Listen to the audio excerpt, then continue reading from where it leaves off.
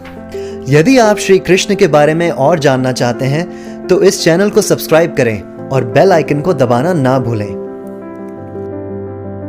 जय गौर हरि, हरे कृष्णा।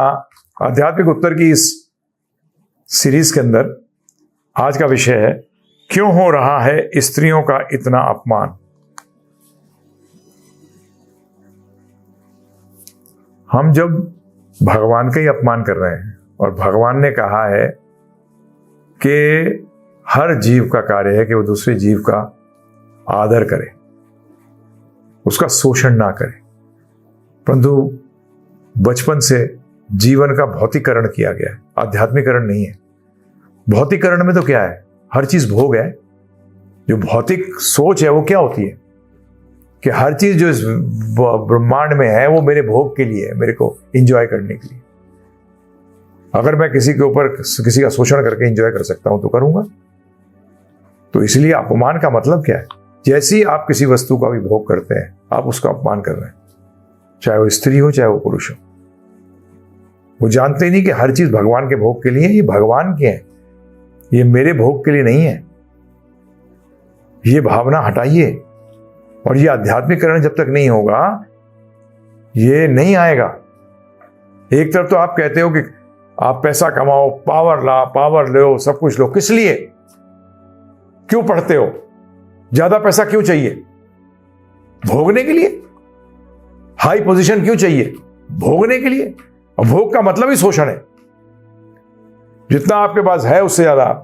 तो इसी तरीके से स्त्रियों का, जैसे ही आप स्त्री पुरुष या किसी वस्तु, जड़ वस्तु या चेतन वस्तु का भोग के द्वारा, ऐसा इच्छा से भोग की दृष्टि से देखते हैं, वही समझ लीजिए आपने उस चेतन या जड़ वस्तु का अपमान कर दिया। अपमान का मतलब भी समझिए। और जब तक जीवन का आध्यात्मिकरण नहीं होगा, जब तक ऐसा होता रहेगा, क्योंकि हम मानते ही नहीं, हम तो ये मानते हैं एक जीवन है, खत्म हो जाएगा इसके बाद। अगर मैंने अपमान करने के बाद, भोग करने के बाद, शोषण करने के बाद अगर मैं पकड़ा नहीं गया तो मैं तो बच गया। नहीं, आप इसके लिए जिम्मेदार हैं, जो भी आप कार्य करते हैं। और स्त्रियां भी आपके भोग के लिए नहीं बनी है। सबका एक ही कार्य है, चाहे स्त्री हो या पुरुष हो, कोई भी जीव। हमारे गुरु महाराज श्रील प्रभुपाद जी कहते थे, सबका एक ही कार्य है कि जो हायर पोजीशन पे है, हायर का मतलब चेतना के लेवल पे, तो मनुष्य सबसे हाईएस्ट पे है, तो उसको कोई अधिकार नहीं दिया गया कि वो शोषण करे किसी का। नहीं, हम लोग अभी भी भोग की वस्तु मानते हैं स्त्रियों को।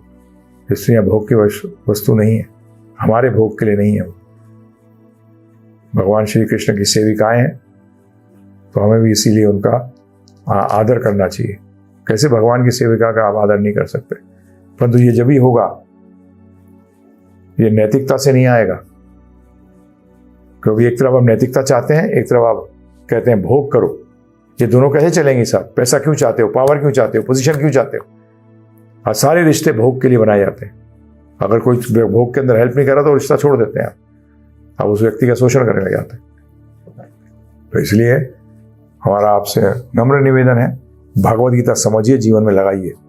ये समाज को, पूरे जीवन का, इस समाज का आध्यात्मिकरण करिए। बहुत जरूरी है आज। इसकी पूरे जीवन का आध्यात्मिकरण करना ही ये क्रांति लानी पड़ेगी, नहीं तो ये बचेगा ही नहीं, संसार बर्बाद हो जाएगा।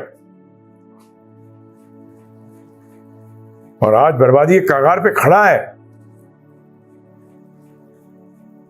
आज हम लोग मनुष्य ही अपने दुश्मन बने बैठे हैं। आज आ रहा है ना बाहर के बायोलॉजिकल वॉरफेयर के चक्कर में, वायरस डेवलप करो, क्या हो रहा है देखो। नेचर के अगेंस्ट जा रहे हैं, शोषण कर रहे हैं प्रकृति का।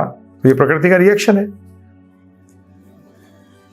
तो इसलिए जीवन का आध्यात्मिकरण करिए।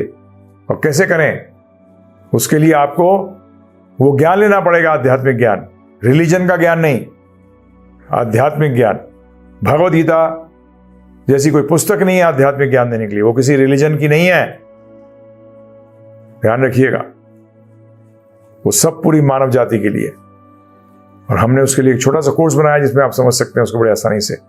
givegita.com/गीता पे जाइए, डाउनलोड करिए फ्री, अपना जीवन का आध्यात्मिकरण करिए। क्रांतियां एक व्यक्ति से शुरू होती हैं, फिर वो फैलती हैं। तो इसमें आप जुड़िए, स्वयं भी अपना जीवन को आध्यात्मिकरण करिए। ऐसे करते करते सब करने लगेंगे तो क्या होगा, ये शोषण भी खत्म हो जाएगा।